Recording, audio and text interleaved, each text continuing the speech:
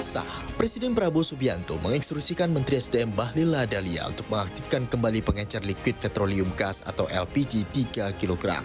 Keputusan ini untuk membuka kembali pengecer menjual LPG 3 kg itu atas arahan langsung dari Presiden Prabowo Subianto. Bahlil mengaku mendapatkan telepon dari Presiden pada Senin malam dan Selasa pagi. Pengaktifan tersebut sambil menunggu para pengencer yang akan ditertibkan dengan diproses untuk menjadi subpangkalan resmi. Bahlil juga mengungkapkan alasan mengapa penyaluran LPG 3 kg harus melalui pangkalan dan subpangkalan. Menurutnya setiap tahun subsidi LPG 3 kg mencapai 87 triliun rupiah dan harga di tingkat masyarakat seharusnya mencapai Rp15.000 per kilogram sehingga harga maksimal Rp15.000 per tabung. Di mana pada praktiknya penjualan LPG 3 kg di tingkat masyarakat mencapai Rp25.000 sehingga berpotensi subsidi tidak tepat sasaran.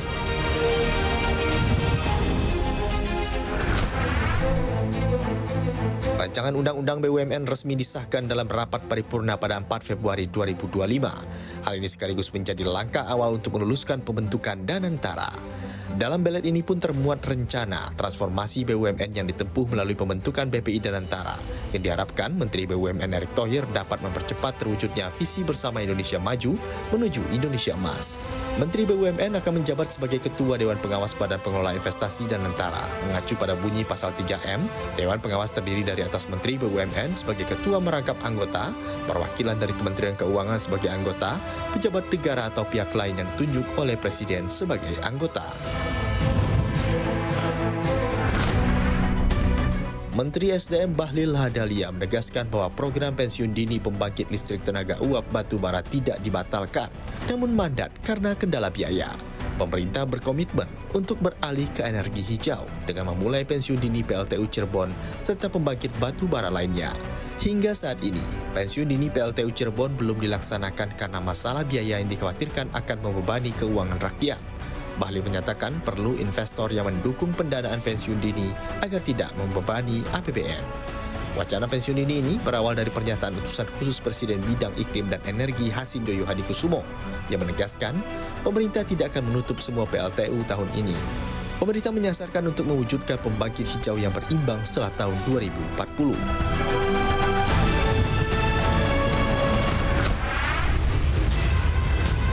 Badan Gizi Nasional BGN melaporkan bahwa cakupan penerimaan program makan bergizi gratis MBG baru mencapai 730.000 anak atau hanya 0,8% dari target nasional yang menyasar 82,9 juta penerima tahun ini. Kepala BGN Dadan Hindayana menyatakan upaya perluasan untuk meningkatkan jumlah penerima menjadi 1,5 juta pada pertengahan Februari 2025 dengan menyeleksi mitra baru. Dadan menyebutkan saat ini program ini sudah menyentuh 245 satuan pelayanan pemenuhan gizi SPPG di 34 provinsi. Namun masih banyak daerah yang belum terjangkau.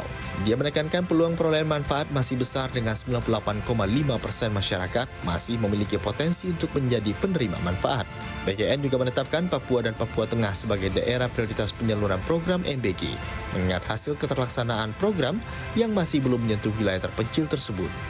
Kendala yang dihadapi termasuk anggaran sumber daya manusia dan infrastruktur.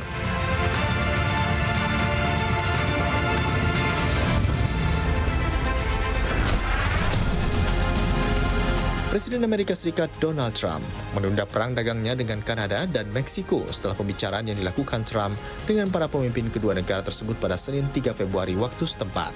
Perdana Menteri Kanada Justin Trudeau menyampaikan pengumuman tersebut melalui akun X resminya setelah panggilan telepon dengan Trump. Trudeau berjanji melakukan penguatan perbatasan untuk menghentikan penyeberangan migran dan obat-obatan terlarang.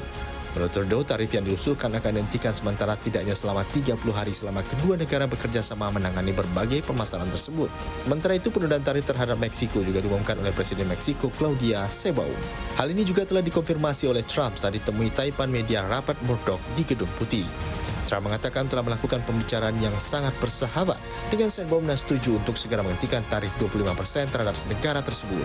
Sedangkan soal pembicaraan dengan China, Trump mengatakan kemungkinan akan diadakan secepatnya untuk menghindari tarif baru atas impor dari China.